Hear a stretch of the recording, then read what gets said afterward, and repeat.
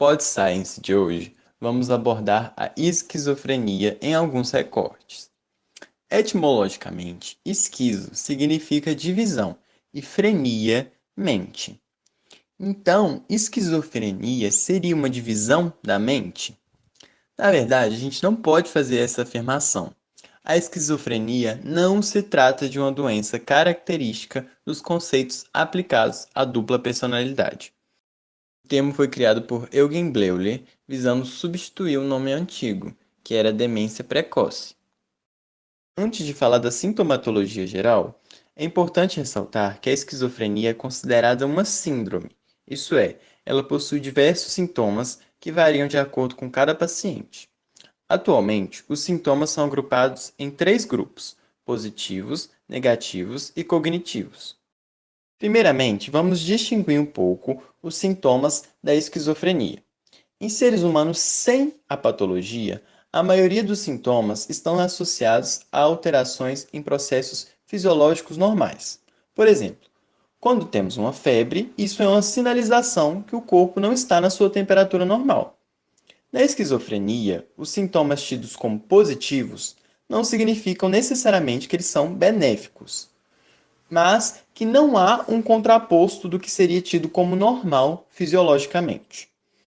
Entre os sintomas positivos podem ser citados os delírios, como por exemplo o delírio de controle, a sensação de que tem alguém controlando o indivíduo, as alucinações, o discurso delirante ou fala desorganizada, que são frases que não contêm ligações lógicas esperadas, o comportamento catatônico, por exemplo, a resistência ao movimento, o comportamento também desorganizado, por exemplo, utilizar uma blusa de frio em um dia muito quente e se recusar a trocar ela. Sintomas negativos estão relacionados com a diminuição de processos tidos como normais. Por exemplo, a redução na capacidade de expressar emoções, a perda por interesse em coisas que antes eram interessantes para o sujeito, o afeto raso, não ter uma reação ou emoção apropriada, a alogia, que é a pobreza de discurso e de diálogo, e a volição, a motivação para completar objetivos é extremamente diminuída. Também os sintomas cognitivos, que afetam a memória, a capacidade de aprender coisas novas e também de entender os outros facilmente. Eles são mais sutis, difíceis de notar. Para o diagnóstico, o paciente deve apresentar pelo menos dois dos sintomas, sendo necessário ao menos um sintoma positivo, seja delírio, alucinação, fala desorganizada. E os sintomas devem se manifestar por pelo menos 6 meses e não podem estar atrelados a outra condição, como por exemplo o uso de drogas. Em fisiopatologia, eu não posso afirmar uma causa específica ou um mecanismo específico, porque ele ainda é desconhecido. Então, quando foi rompido o conceito de demência precoce, os estudos foram para outra direção. Antes, buscava-se uma associação da esquizofrenia com o processo degenerativo, tanto que o próprio Alzheimer tentou fazer isso nos estudos dele, mas não teve êxito. E com os adventos dos neuropsicóticos no século XX, com as tecnologias de neuroimagem, o estudo passou a ser direcionado aos neurotransmissores do paciente com esquizofrenia. E aí foram levantadas várias hipóteses. Então, entre as várias hipóteses levantadas, eu posso destacar a teoria dopaminérgica e a teoria serotoninérgica. Ambas estão relacionadas com o mecanismo de ação dos antipsicóticos, que obteve êxito na melhoria dos sintomas. Por exemplo, se a maioria desses fármacos eficazes bloqueia o receptor D2 de dopamina, reduzindo os níveis desse neurotransmissor, eu formulo uma hipótese. Então, a esquizofrenia estaria relacionada aos níveis elevados de dopamina, como é o caso aqui da teoria dopaminérgica.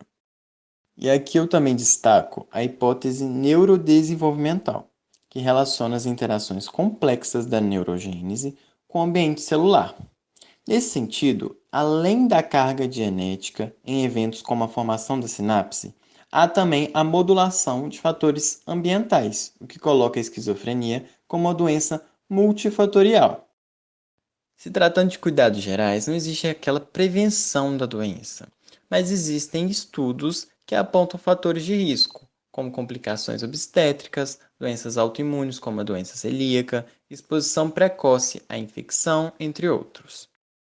Os profissionais atuantes no cuidado com o esquizofrênico, desde o diagnóstico até o tratamento, acompanhamento do tratamento, devem sanar as dúvidas dos familiares e contribuir também para a divulgação de conhecimento, amparando os núcleos de apoio e desfazendo estigmas relacionados à doença. E aí chegamos na farmacologia geral. Como enfermidade crônica, a esquizofrenia necessita de tratamento para aliviar os sintomas e melhorar as condições de vida do paciente. O tratamento consiste basicamente no uso de antipsicóticos. Antipsicóticos se dividem em de primeira geração ou típicos, como a clorpromazina e o haloperidol, e de segunda geração ou atípicos, como a clozapina e a risperidona. Então, os antipsicóticos típicos, eles vão atuar na via mesolímbica hiperativa, que possui os receptores D2 dopaminérgicos inibitórios. Quando a dopamina se liga ao receptor D2, ela vai também inibir os neuroreceptores GABAérgicos, que produzem o GABA, que é justamente quem realiza o filtro sensorial no tálamo. Se eu tenho esse excesso de dopamina, com o tálamo não tendo esse filtro, eu teria a esquizofrenia, ou os sintomas positivos da esquizofrenia. Então, aí que eu tenho a atuação dos antipsicóticos típicos, porque eles vão bloquear esses receptores D2 dopaminérgicos. Se eu tenho esse bloqueio, eu não vou ter a dopamina se ligando e eu vou ter a melhora dos sintomas positivos. Um exemplo disso é a síndrome extrapiramidal. O que acontece? Eu tenho a via nigroestriatal, que ela tem o controle motor e ela tem uma atividade normal de dopamina. Quando eu introduzo um antipsicótico, essa via é alterada, eu tenho mais acetilcolina liberada e eu tenho esse sintoma que ele simula um Parkinson. Pode atuar também na secreção de alguns hormônios hipofisários, que resultam em sintomas como a ginecomastia e a amenorreia. E a discinesia tardia, que são movimentos repetitivos e incontroláveis na região da boca e dos lábios. Um exemplo é a clorpromazina, que ela tem ação em vários receptores e vai atuar justamente nesse mecanismo. O início do tratamento da clorpromazina deve ser com doses baixas, de 25 a 100 mg, repetindo de 3 a 4 vezes ao dia. Eles são antagonistas dos receptores dopaminérgicos e serotoninérgicos. Qual que é a importância disso? Por exemplo, no 5-HT2A, ele vai frear, ele vai bloquear a produção de dopamina. Isso vai gerar alguns efeitos colaterais. Então, quando eu tenho um antipsicótico atípico, ele vai atuar justamente aumentando a dopamina nas vias mesocortical e nigroestriatal. Então, vai impedir efeitos colaterais como a síndrome extrapiramidal. Esses fármacos é a risperidona, um dos mais famosos, né? Então, se inicia com 1 mg 2 vezes ao dia, aumentando a dose até 3 mg 2 vezes ao dia, nos próximos dias, né?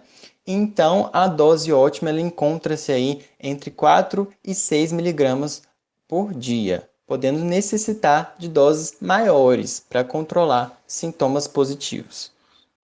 Psicóticos atípicos e típicos, eles também podem afetar o sistema nervoso autônomo, bloqueando receptores colinérgicos, do tipo muscarínico, e adrenérgicos, alfa-adrenoreceptores tipo 1.